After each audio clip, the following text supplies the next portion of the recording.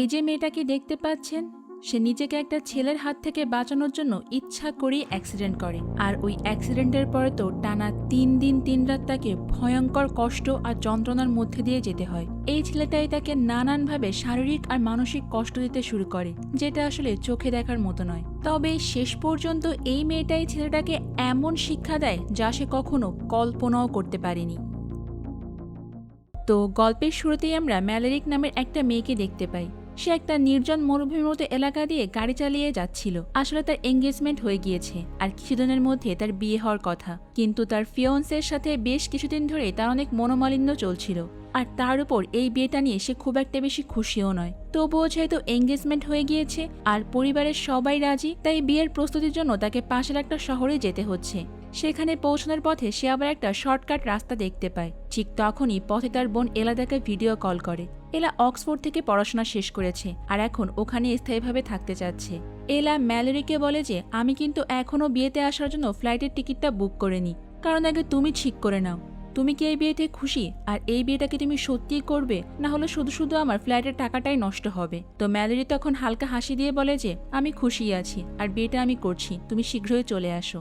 তো এরপরেই তো ম্যালেরি ফোনটা কেটে দিয়ে গাড়িটা নিয়ে একটা নির্জন রাস্তায় যেতে লাগে। কিছু দূর যাওয়ার পর সে আবার একটা শর্টকাট রাস্তা ধরে। এই রাস্তাটা বেশ ভালোই ছিল আর শহরে দ্রুত পৌঁছানোর জন্য এটি একমাত্র পথ। তো সে তো গাড়িতে গান চালিয়ে সামনের দিকে এগোচ্ছিল, কিন্তু অনেকটা পথ যাওয়ার পর হঠাৎ করে তার গাড়ি মাঝ রাস্তায় বন্ধ হয়ে যায়। ম্যালেরি তখন গাড়ি থেকে নেমে ইঞ্জিন চেক করে আর বারবার স্টার্ট দেওয়ার চেষ্টা করে, কিন্তু কিছুতেই গাড়িটা চালু হচ্ছিল না। তখন তার মনে হতে থাকে যে সে বুঝি সত্যি এখানে ফেসে গিয়েছে, কারণ এলাকাটা তো অনেক নির্জন। আর সবচেয়ে বড় সমস্যা হলো তার ফোনেও কোনো সিগন্যাল পাচ্ছিল না। সে কিছুক্ষণ তো গাড়ির ভেতরে বসে থাকে আর মনে মনে আশা করছিল যে যদি এমন কেউ এখানে এসে পড়ে যে তাকে একটু সাহায্য করতে পারত। তো কিছুক্ষণ পরই তো সে গাড়ি থেকে একটা এনার্জি ড্রিঙ্ক বের করে খুলতে যায়, কিন্তু হঠাৎ করে সে ক্যানটা ফেটে যায় আর সমস্ত পানি তো তার শার্টের ওপর গিয়েই পড়ে। পুরো শার্টটাই নষ্ট হয়ে যায়। তাই সে গাড়ির পেছনে গিয়ে কাপড় বদলাতে শুরু করে। ঠিক তখনই হঠাৎ করে সেখানে একটা ছেলে এসে হাজির হয়। তাকে দেখেই তো ম্যালেরি প্রথমে ভয় পেয়ে যায়, তবে ছেলেটি খুব ভদ্রভাবে কথা বলে আর নিজের পরিচয় দিয়ে বলে যে আমার নাম ক্রিশ্চিয়ান। তার আচরণ দেখে ম্যালেরি একটু স্বস্তি পায় যে কমপক্ষে কেউ তো একজন এসেছে যে তাকে সাহায্য করতে পারবে। এরপরে ক্রিশ্চিয়ান তার গাড়ি ঠিক করার চেষ্টা করে, কিন্তু এই সময়টাতে ম্যালেরির মনে খুব অদ্ভুত একটা অস্বস্তি কাজ করছিল, কারণ ক্রিশ্চিয়ান তো তার কাছে পুরোপুরি অচেনা একজন মানুষ, তাই তার সামনে ম্যালেরির একটু অস্বস্তি লাগছিল।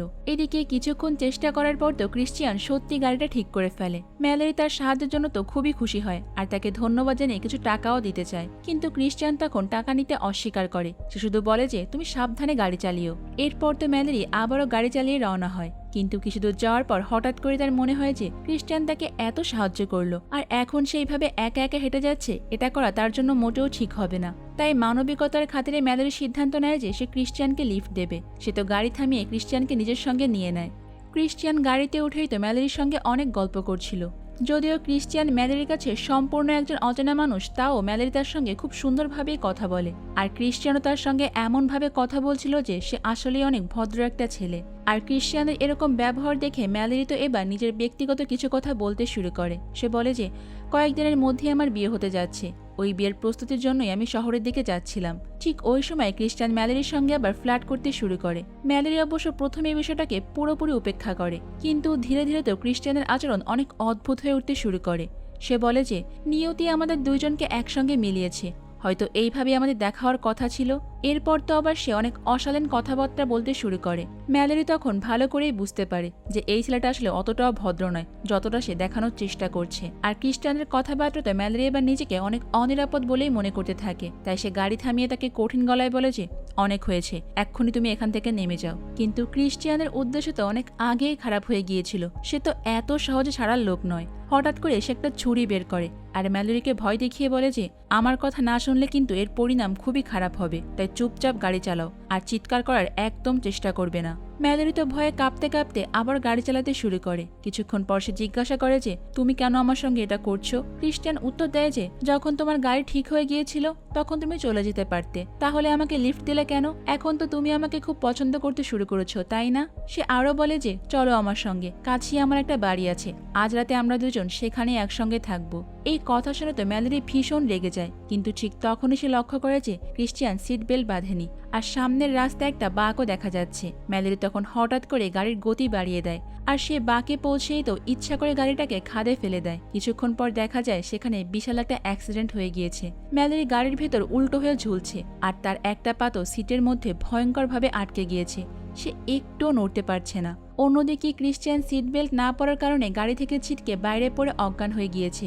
তবে ম্যালেরির অবস্থা কিন্তু আরও বেশি খারাপ। সে অনেক চেষ্টা করে নিজের পা বের করার জন্য, কিন্তু লোহার অংশের সঙ্গে পা আটকে যাওয়ার কারণে সেটি সে কোনোভাবেই বের করতে পারছে না। ম্যালেরি তখন হঠাৎ করে দেখতে পায় ক্রিশ্চিয়ান এসে ছুরিটা তার পায়ের কাছেই পড়ে আছে। ক্রিশ্চিয়ানের জ্ঞান ফেরার আগেই তখন ম্যালেরি অনেক কষ্টে সে ছুরিটাকে তুলে নেয়। কিন্তু ঠিক ওই সময় ক্রিশ্চিয়ানের জ্ঞান ফিরে আসে আর সে ম্যালেরির কাছে এসে দাঁড়ায়। তবে তার আগেই ম্যালেরি ছুরিটাকে লুকিয়ে ফেলে। ক্রিশ্চিয়ান দেখে যে ম্যালেরির একটা পা আটকে গিয়েছে আর কারো সাহায্য ছাড়া সে এখান থেকে বের হতে পারবে না। সে তখন হেসে দিয়ে বলে যে পারলে নিজেই বের হও, আমি তোমাকে কোনো সাহায্য করব না। এরপর তো সে ম্যালেরিকে ওইভাবে গাড়ির ভেতরে উল্টো ঝুলে থাকা অবস্থায় রেখে সেখান থেকে চলে যায়। ম্যালেরি তখন তাকে বারবার অনুরোধ করে, কিন্তু সে একবারও পেছনে ফিরে তাকায় না। এখন ম্যালেরির কাছে বাঁচার তো কোনো উপায় নেই। সে সাহায্যের জন্য জোরে জোরে চিৎকার করতে থাকে, কিন্তু দুর্ঘটনার পরে গাড়িটা রাস্তা থেকে অনেকটা নিচে পড়ে গিয়েছে। কাছাকাছি কেউ শুনতে পাওয়ার মতো অবস্থাও নেই।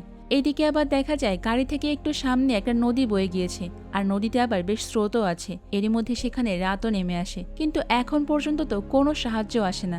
ম্যালেরির পা তো তখনও সেইভাবেই আটকে আছে। রাত যত গভীর হতে থাকে ঠান্ডাও তত বাড়তে থাকে। ঠান্ডায় তার অবস্থা তো আরও খারাপ হতে শুরু করে। চারপাশে তাকিয়ে সে গাড়ির ভেতরে একটা কাপড় খুঁজে পায়, আর তখন সেটাই কোনো মতে পরে নেয়। তারপর গাড়ির হিটারটাও চালু করে দেয় যাতে করে একটু হলেও গরম পাওয়া যায়। কিন্তু এখানে তো সমস্যা শুধুমাত্র ঠান্ডা নয়, কারণ যে জায়গায় সে আটকে আছে সেটা আসলে একটা ঘন জঙ্গলে ঘেরা বন্য এলাকা। তখন হঠাৎ করে তার মনে হয় যে চারপাশে যেন বন্য প্রাণীরা ঘোরাফেরা করছে।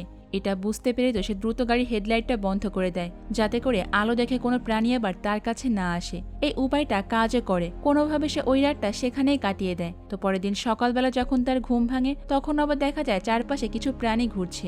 সে গাড়ির মিররের দিকে তাকিয়ে বোঝার চেষ্টা করে যে কোনো প্রাণী হিংস্র আছে কিনা, কিন্তু তার ভাগ্য এবার অনেক ভালো ছিল, কারণ সেখানে শুধুমাত্র কয়েকটা হরিণই দেখা যাচ্ছিল। তবে ঠিক তখনই সেখানে ক্রিশ্চিয়ান এসে হাজির হয়। তাকে দেখে মনে হচ্ছে যে সে একেবারে ঠিক আছে, কারণ ওই দুর্ঘটনার সময় তো সে গাড়ির বাইরে ছিটকে পড়ে গিয়েছিল, তাই তার তেমন কোনো আঘাতই লাগেনি। সে ম্যালেরির কাছে এসে কথা বলতে শুরু করে, কিন্তু ম্যালেরির করুণ অবস্থা দেখে তার কোনো দুঃখ হয় না, বরং সে পুরোপুরি একটা সাইকোর মতো ম্যালেরিকে কষ্ট পেতে দেখে আবার অনেক আনন্দ পাচ্ছিল।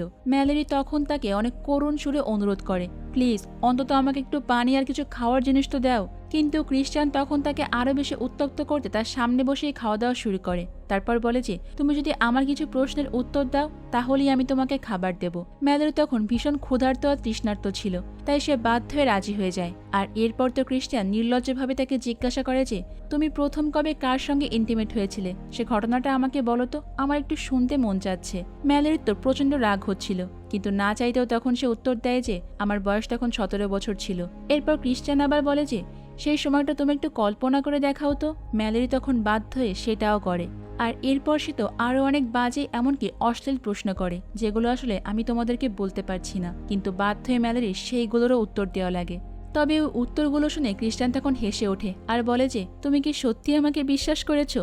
আফসোস, তোমার ভাগ্য আসলে খুবই খারাপ। যদি তুমি আমার কথা প্রথমেই মেনে নিতে তাহলে আর এত ভয়ঙ্কর মৃত্যু তোমার হতো না। তারপর সে জানায় যে এখান থেকে কিছুটা দূরে সে একটা কেবিন দেখেছে যেটা সম্ভবত কোনো পরিবারের, তবে এখন সেটা খালি। আর ম্যালেরিকে তখন সে বলে যে একটু সাবধানে থেকো, কারণ আর বেশি সময় হয়তোবা তুমি বাঁচতে পারবে না। এই কথা বলেই সে ওখান থেকে চলে যায়। ম্যালেরি তাকে আবারও অনুরোধ করে, প্লিজ দয়া করে আমাকে সাহায্য করো, এইভাবে আমাকে ফেলে যেও না। কিন্তু তার কথার তো কোনো লাভ হয় না। আর এরপরই আসে সেকেন্ড রাত। চারিদিকে ঘন অন্ধকার আর তীব্র ঠান্ডা। তার গা প্রায় অবশ হয়ে আসছে, কিন্তু ভাগ্যক্রমে সে গাড়ির ভেতরে একটা লাইটার খুঁজে পেয়ে যায়। সেটা দিয়ে কিছু কাগজপত্র আর জিনিসপত্র পুড়িয়ে একটু আলো আর উষ্ণতা পাওয়ার চেষ্টা করে। কিছুক্ষণ পর তো ক্লান্তিতে সে একটু ঘুমিয়েও পড়ে, কিন্তু কিছু সময় যেতে না যেতে একটা ইঁদুর তার সামনে এসে কামড়াতে শুরু করে। সে তো ভয় পেয়ে ওঠে আর দেখতে পায় যে চারিদিকে অনেকগুলো ইঁদুর ঘুরছে। আর তারপর তো ওগুলোকে তাড়াতে সে একটা ইঁদুরকে মেরেও ফেলে, কিন্তু এখন সে সম্পূর্ণরূপে ভেঙে পড়েছে। ঠান্ডা, ক্ষুধা আবার তৃষ্ণা, এই সবগুলো জিনিস তাকে একেবারে শেষ করে দিচ্ছে। তবে হঠাৎ করে তখন তার মনে হয় যে ইঁদুরগুলোর আশা হয়তো এতটাও খারাপ নয়, অন্তত এখন তার কাছে খাওয়ার জন্য কিছু তো আছে। সে আসলে এতটাই ক্ষুধার্ত ছিল যে বাধ্য হয়ে সেই ইঁদুরটাকে আগুনে পুড়িয়ে খেয়ে খেয়ে ফেলে। মানে বুঝতে পারছো বন্ধুরা, মানুষ কোন সিচুয়েশনে গেলে বাধ্য হয়ে ইঁদুর পর্যন্ত পুড়িয়ে খেতে হয়। এই ব্যাপারটা তার নিজের কাছেও খুব অদ্ভুত লাগে, কিন্তু না খেয়ে থাকার চেয়ে তো একটা ইঁদুর খেয়ে বেঁচে থাকা ভালো, তাই না? এরপর সে ওখানে কিছুটা বিশ্রাম নেয়। আর পরের দিন সকালবেলায় তো হঠাৎ করে সে তার ফোনের রিংটোন শুনতে পায়। ফোনটা তার নাগালের একটু বাইরে ছিল। অনেক কষ্টে সে নিজের কাছে ফোনটাকে টেনে আনে। মোবাইল হাতে নেওয়ার পর তো তার আবার একটু আশা জেগে ওঠে, হয়তোবা সে এইবার এখান থেকে বেঁচে যেতে পারবে। কিন্তু ওই সময় আবার ক্রিশ্চিয়ান সেখানে চলে আসে। ম্যালেরি তখন তাকে দেখে দ্রুত ফোনটা লুকিয়ে ফেলে। ক্রিশ্চিয়ান আবারও সেই কেবিনের কথা বলতে শুরু করে। সে বলে যে কেবিনে যে পরিবারটা থাকে তারা ফিরে এসেছে, কিন্তু আমি তাদের কেবিনের ভেতরেই বন্ধ করে রেখেছি, যাতে তারা ভুলেও তোমার কাছে পৌঁছাতে না পারে। তাই তুমি এখানেই মরবে, শিওর থাকো। এরপর সে আরও বলে যে তোমার আর ভয় পাওয়ার কোনো দরকার নেই সুইটহার্ট, কারণ আমি তোমার সাহায্যের জন্য কিছু এনেছি। আর ঠিক তখনই ম্যালোরির ফোনটা বেজে ওঠে। শব্দ শুনে তো ক্রিশ্চিয়ান জোর করে ফোনটা তার কাছ থেকে ছিনিয়ে নেয়। ম্যালোরি চিৎকার করতে থাকে, কারণ ওই ফোনটাই তো ছিল তার বাঁচার শেষ আশা। কিন্তু ক্রিশ্চিয়ান তখন ফোনটা নিয়ে গিয়ে ভেঙে ফেলে। এরপর সে তার ব্যাগ থেকে একটা হাতুড়ি বের করে। সেটা দেখে তো ম্যালোরি আরো বেশি ভয় পেয়ে যায়। তার মনে হচ্ছিল যে হাতুড়ি দিয়ে হয়তো বা ক্রিশ্চিয়ান তাকে এখানে মেরে ফেলবে, কিন্তু তারপর সে একটা ব্লেড বের করে ম্যালোরির হাতে দেয়। ম্যালোরি তখন ভয় পেয়ে জিজ্ঞাসা করে যে এটা দিয়ে তুমি কি করতে চাইছো? ক্রিশ্চিয়ান বলে যে এই ব্লেডটা তোমাকে দিচ্ছি, যাতে করে তুমি নিজের পা কেটে এখান থেকে বের হতে পারো। এটাই তোমার শেষ সুযোগ, না হলে কিন্তু তুমি এখানেই পচে মরবে। ম্যালোরি তখন কাঁদতে শুরু করে আর বলে যে আমি এটা কোনোভাবেই পারবো না, প্লিজ আমাকে এখান থেকে বের করে নাও। বিশ্বাস করো, আমি কাউকে কিচ্ছু বলবো না। তুমি চাইলে আমি তোমার সঙ্গে রাত কাটাতেও রাজি আছি। তুমি যা চাও আমি তাই করব, শুধু আমাকে এখান থেকে বের করো। কিন্তু ক্রিশ্চিয়ান তার একটা কথাও শোনে না। ব্লেডটা দিয়ে সে আবারও ওখান থেকে চলে যায়। ম্যালোরি তখন ওই ব্লেডটা হাতে নেয় আর সেই জায়গাটা কাটার চেষ্টা করে যেখানে তার পা আটকে আছে, কিন্তু সে কোনোভাবেই পারছিল না। তাই রাগ হয়তো ব্লেডটাই ছুঁড়ে ফেলে দেয়। এরপর আবারও সেখানে রাত নেমে আসে। ম্যালোরির ভীষণ তৃষ্ণা পাচ্ছিল, কারণ অনেক সময় ধরে সে পানি খায়নি। কাছেই এবার ছিল নদী, কিন্তু সে তো ওখানে কোনোভাবে পৌঁছাতেও পারছিল না। তবে ভাগ্য তার এখানে একটু সহায় হয়, কারণ কিছুক্ষণের মধ্যেই প্রবল বৃষ্টি শুরু হয়ে যায়। তার শরীরে যেন নতুন করে প্রাণ ফিরে আসে। সে বৃষ্টির পানি তার বোতলে ভরে সেটাই পান করে আর কিছুটা স্বস্তিও পায়। এরপর সে গাড়ির ভেতরে রেডিওটা চালু করে, যেখানে শোনা যাচ্ছিল যে ভারী বৃষ্টি আর ঝড়ের কারণে মূল সড়কগুলো ডুবে যাচ্ছে, তাই অনেক মানুষ এখন শর্টকাট রাস্তা ব্যবহার করছে। এটা শুনে তো ম্যালোরির মনে আবারও আশা জেগে ওঠে যে এখান দিয়ে তাহলে নিশ্চয়ই কেউ না কেউ আসবে। সে সাহায্যের জন্য চিৎকার করতে শুরু করে, আর কিছুক্ষণ পর সত্যি সত্যি একটা গাড়ি এসে থামে। কিন্তু দুর্ভাগ্যবশত সেটা আর কারো নয়, ক্রিশ্চিয়ানেরই গাড়ি। সে গাড়ি থামিয়ে ম্যালোরির দিকে আসতে শুরু করলে তো ম্যালোরিও বুঝতে পারে আর দ্রুত একটা প্ল্যানও করে ফেলে। সে মরে যাওয়ার অভিনয় করতে থাকে, যেন পা কাটার সময় সে মারা গিয়েছে। ক্রিশ্চিয়ানো তখন টর্চ নিয়ে তার কাছে এসে পরীক্ষা করতে থাকে যে সে সত্যিই মারা গিয়েছে কিনা। আর ঠিক সেই মুহূর্তে সুযোগ বুঝে ম্যালোরি তার উপর ছুরি দিয়ে আক্রমণ করে। তারপর তার গাড়ির চাবি নিয়ে রিমোট দিয়ে গাড়ির দরজা লক করে দেয় এবং সাইরেনটা চালু করে দেয়। সে এমনভাবে চাবি দূরে ছুড়ে ফেলার অভিনয় করে যে যাতে ক্রিশ্চিয়ানও সেখানে আটকা পড়ে, আর রাস্তা দিয়ে কেউ গেলে বন্ধ গাড়ির সাইরেন শুনে হয়তো সাহায্য করতেই থামবে। কিন্তু ক্রিশ্চিয়ান দ্রুত রাস্তার দিকে গিয়ে গাড়ির সাইরেনটা বন্ধ করে দেয়। তারপর এমন অভিনয় করতে থাকে যেন বৃষ্টির কারণে তার গাড়ি নষ্ট হয়ে গিয়েছে এবং সে ওটা ঠিক করতে পারছে না। ঠিক তখনই এবার সেখানে একটা পুলিশের গাড়ি এসে থামে। পুলিশ অফিসারকে দেখে ক্রিশ্চিয়ান বলে যে আমার গাড়িটা নষ্ট হয়ে গিয়েছে স্যার, আপনি কি আমাকে কাছের কেবিন পর্যন্ত পৌঁছে দিতে পারবেন? এদিকে পুলিশের গাড়ি দেখে তো ম্যালোরি জোরে জোরে চিৎকার করে যে প্লিজ আমাকে বাঁচান। সে গাড়ির গায়ে পাথর মেরে শব্দ করার চেষ্টা করে যাতে করে পুলিশ অফিসারটা শুনতে পায়। ওই অফিসারটা তখন কিছু একটা শব্দও শুনে ফেলে আর ওই খাতটির দিকে এগিয়ে যায়, কিন্তু প্রবল বৃষ্টির শব্দে তিনি অনেকটা দ্বিধায় পড়ে যান। এদিকে ক্রিশ্চিয়ান তাকে বলতে থাকে যে স্যার ঝড় কিন্তু আরো ভয়ঙ্কর হয়ে উঠছে, আমাদের দ্রুত এখান থেকে বেরিয়ে যাওয়া উচিত। আর শেষ পর্যন্ত ক্রিশ্চিয়ান পুলিশ অফিসারকে নিয়ে সেখান থেকে চলে যায়। ম্যালোরি তো তখনও চিৎকার করতে থাকে, কিন্তু এইবার তার কণ্ঠ শোনার মতো ওখানে আর কেউই ছিল না। এরপরই দেখা যায় টানা বৃষ্টির কারণে পানির ঢেউ ধীরে ধীরে গাড়িটাকে ঠেলে পাশের নদীর দিকে নিয়ে যেতে শুরু করে, আর খুব অল্প সময়ের মধ্যে গাড়ির মধ্যে পানি ঢুকতেও শুরু করে। এতে ম্যালোরি তো আবারও ভয়ঙ্কর বিপদের মধ্যে পড়ে যায়। সে বুঝতে পারছিল যদি খুব দ্রুত কিছু না করে তাহলে সে আর কোনোভাবেই বেঁচে থাকতে পারবে না। আর তারপরেই সে সবথেকে ভয়ঙ্কর ডিসিশনটা নেয়। এক বুক সাহস সঞ্চার করে সে ব্লেড দিয়ে নিজের পা কাটার চেষ্টা করে, কারণ এর বাইরে তো তার কাছে এখন আর কোনো পথ নেই। সে সামান্য একটু কাটতেও সক্ষম হয়। আর ঠিক তখনই পানির স্রোতে ভেসে গাড়িটি শেষ পর্যন্ত নদীর ধার পর্যন্ত পৌঁছে যায়। আর সেই মুহূর্তে হঠাৎ করে তার আটকে থাকা পাটাও বেরিয়ে আসে। এরপর সে গাড়ি থেকে বেরিয়ে প্রাণপণে সাঁতার কাটতে কাটতে কোনো মতে নদীর তীর পর্যন্ত পৌঁছায়। কিন্তু এতক্ষণে সে ভীষণ দুর্বল হয়ে পড়েছে, যত দ্রুত সম্ভব তার চিকিৎসার প্রয়োজন। তবুও নিজেকে সামলে নিয়ে সে কাছ থেকে একটা লাঠি তুলে নেয় আর সেটার উপর ভর দিয়ে ধীরে ধীরে সামনের দিকে এগোতে থাকে। ক্রিশ্চিয়ান যে কেবিনের কথা বলেছিল সেটা এখান থেকে খুব একটা বেশি দূরে নয়, তাই সে কেবিনের খোঁজে এগিয়ে যেতে থাকে। আর কিছু দূর যাওয়ার পরে তো সত্যি সে একটা কেবিন দেখতে পায়, কিন্তু কেবিনের কাছে পৌঁছাতে সে একটা মেয়ের চিৎকার শুনতে পায়।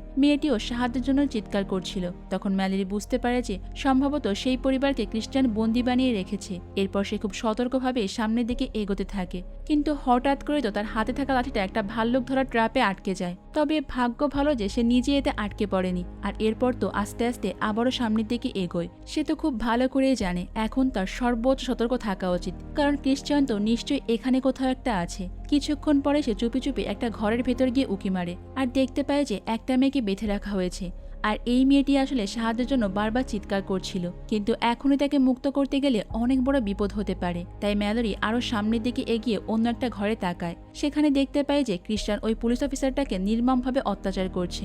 সবকিছু দেখে ম্যালোরি তখনও কোনো পদক্ষেপ নেয় না, আর ধীরে ধীরে সে ভেতরে ঢুকতো আরো ভয়ঙ্কর দৃশ্য দেখতে পায়। ক্রিশ্চিয়ান সেই মেয়েটিকে ছাড়া তার পুরো পরিবারকে হত্যা করেছে। তারপরে তো ম্যালোরি পুলিশ অফিসারের বন্দুকটা তুলে নেয় আর চুপচাপ ভেতরে গিয়ে তো প্রথমে সেই বাধা মেয়েটার হাতটা খুলে দেওয়ার চেষ্টা করে। এদিকে অন্য ঘরে তো ক্রিশ্চিয়ান তখন সেই পুলিশ অফিসারের ইউনিফর্মটা পরে নিয়েছে। ম্যালেরিও দ্রুত মেয়েটির বাঁধন খুলতে থাকে। ঠিক তখনই আবার ক্রিশ্চিয়ানের শব্দ পেয়ে সে দ্রুত দরজার পেছনে গিয়ে লুকিয়ে পড়ে।